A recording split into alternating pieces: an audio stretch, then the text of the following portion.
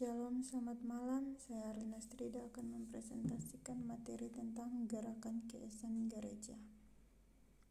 Baik, jadi di sini yang pertama, kebangkitan gerakan keesan gereja pada abad ke-20 di Eropa. Jadi gerakan keesan gereja di Indonesia terkait dengan kebangkitan gerakan keesan di Eropa abad ke-20. Bermula dari konferensi Pekabaran Injil atau PIC Dunia di Edinburgh pada tanggal 14-23 Juni 1910. Konferensi ini membahas persoalan yang timbul dalam PI, namun ternyata selain pada 8 kelompok pembahasan ada juga pokok tentang kerjasama, namanya continuation. Jadi sini selanjutnya komite ini sangat berarti dalam sejarah gerakan keesan di seluruh dunia, dan konferensi PIC Dunia di Eropa di Edinburgh pada 1910 dilihat sebagai saat kelahiran gerakan ekumenis.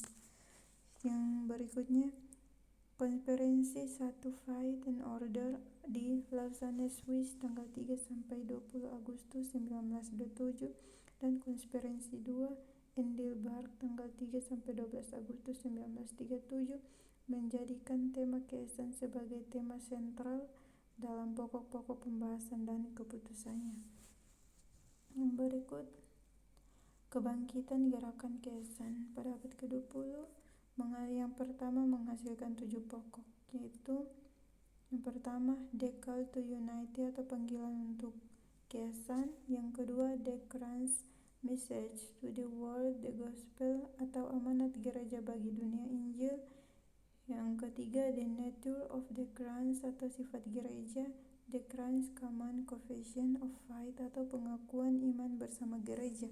Yang kelima, The Christ Ministry atau pelayanan gereja. Yang keenam, The Sacrament atau sakramen-sakramen. Yang ketujuh, The Unity of Christendom. Jadi yang kedua pada Edinburgh, The Grace of the Lord Jesus Christ. Yang kedua, The Christ of the Christ and the Word God. Yang ketiga, The Christ of the Christ atau ministry dan sakramen. Yang keempat, The Christ Unity in Life and Worship. Yang kelima, The Communication of Saints atau persekutuan orang kudus.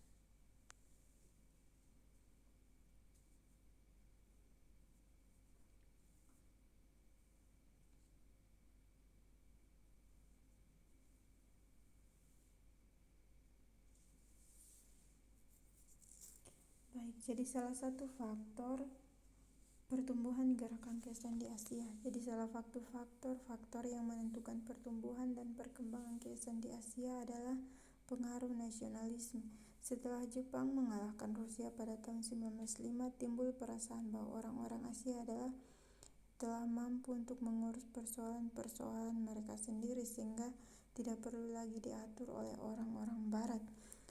Juga mempengaruhi oleh konferensi Pekabaran Injil Sedunia pada tahun 1910 di Edinburgh.